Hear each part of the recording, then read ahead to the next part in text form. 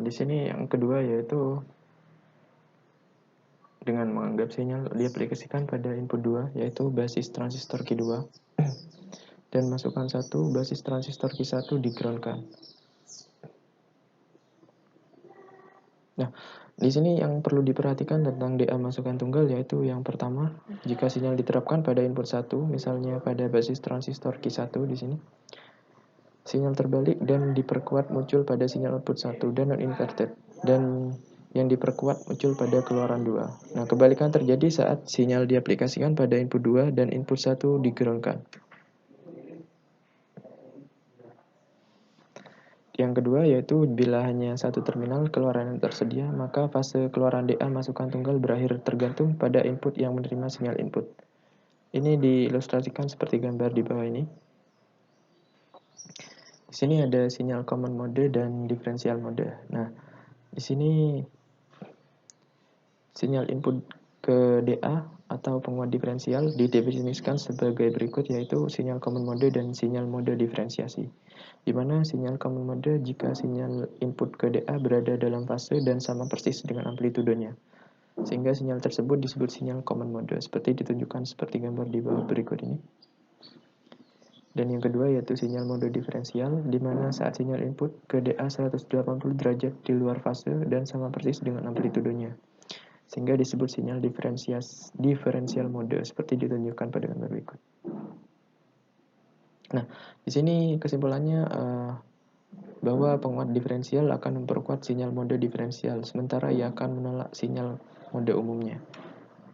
Di sini selanjutnya yaitu ada input operasi double-ended penguat diferensial, di mana penguat diferensial memiliki dua input sehingga secara bersamaan dapat menerima dua sinyal, yaitu yang pertama sinyal mode diferensial, dan yang kedua yaitu sinyal common mode, seperti gambar di bawah ini.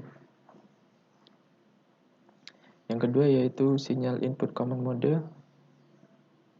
Di mode ini dua sinyal sama dengan amplitude dan memiliki fase yang sama diterapkan pada input DA seperti yang ditunjukkan pada gambar di bawah ini. Nah, di sini ada selanjutnya yaitu tegangan gain dari DA, di mana beroperasi dalam mode diferensial disebut juga dengan tegangan gain diferensial mode dan dilambangkan dengan ADM. Idealnya, DA menghasilkan gain voltase yang sangat tinggi untuk sinyal mode diferensial dan gain 0 untuk sinyal common mode.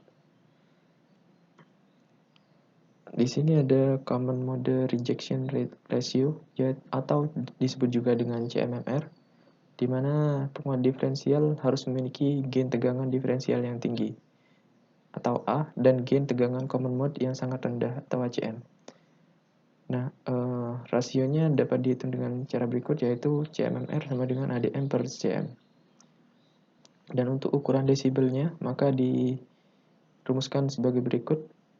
CMR sebesar dengan satuan desibel yaitu 20 log 10 dikalikan ADM per ACM atau sama dengan 20 log 10 CMMR. Nah, di sini terdapat tabel hubungan antara dua pengukurannya.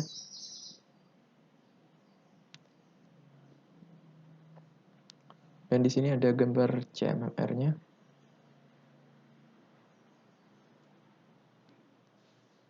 Nah, di sini ada contoh soalnya, misalkan jika penguat memiliki tegangan diferensial 1500, maka dengan gain mode umumnya sebesar 0,01, maka didapatkan perhitungan seperti berikut, yaitu perbedaan antara input akan menjadi 150.000 kali lebih besar daripada output yang dihasilkan oleh sinyal mode umum. Nah, di bawah ini terdapat penguat DA menolak tegangan hum dan statis yang diinduksi ke dalam lead inputnya.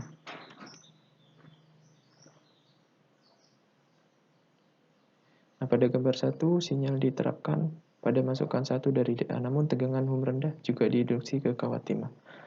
Seperti gambar yang pertama 1, dan yang gambar kedua ini DA juga memiliki input kedua, maka keunggulan input kedua memiliki fase yang sama, yaitu 50 Hz hum yang diinduksi ke dalamnya. Dan pada gambar ketiga, komponen dengung dari dua masukan membentuk sinyal mode umumnya sebagian besar ditolak oleh DA. Dan ini ada contoh soal dari CMMR. Misalkan saja yang contoh 25.2.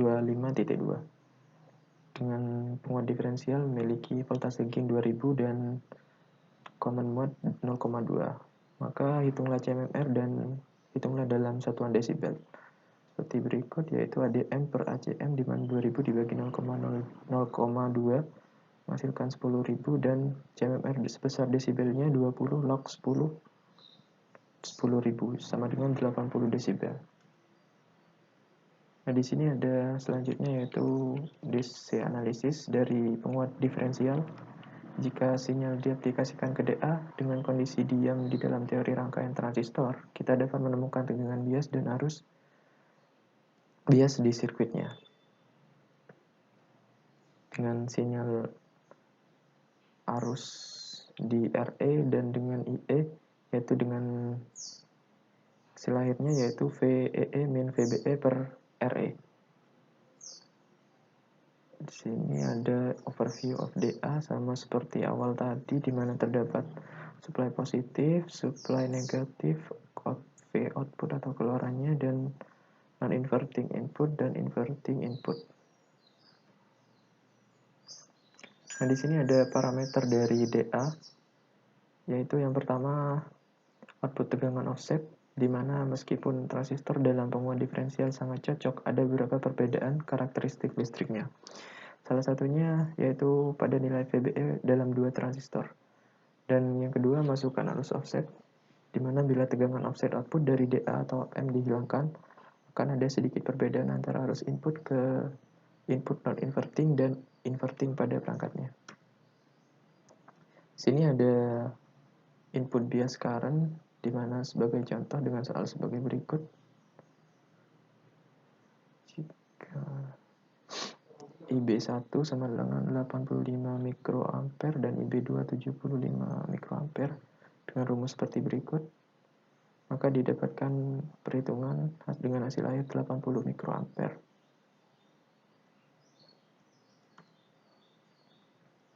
Ini ada analisis AC pada penguat diferensial, di mana yang pertama ada analisis AC ekuivalen pada rangkaian ekuivalen seperti berikut. Yang kedua, voltase gain, di mana gambar di samping menunjukkan rangkaian ekuivalen AC terdiri dari rangkaian ekuivalen AC yang dari diferensial amplifier atau penguat diferensialnya. Yang ketiga yaitu input impedansinya dengan arus emitter AC diberikan oleh rumus seperti berikut. Dan yang selanjutnya merupakan common mode voltage gain, di mana jika gain suatu sinyal input yang sama disuplaikan pada kedua terminal input op amp dengan rumus sebagai berikut. Dan di bawah merupakan contoh soalnya. Selanjutnya ada bandwidth atau lebar pita dari op amp, di mana semua perangkat elektronik hanya bekerja pada rentang frekuensi yang terbatas. Nah, dengan bandwidth op amp-nya seperti rumus berikut. Ada slew rate untuk penormalan batas lebar band atau bandwidth limit, yang biasa disebut juga sebagai slew rate limiting, seperti berikut dengan contoh soalnya. Sekian presentasi tentang op amp dari saya. Kurang lebihnya mohon maaf. Wabillahi taufiq wal hidayah. Wassalamualaikum warahmatullahi wabarakatuh.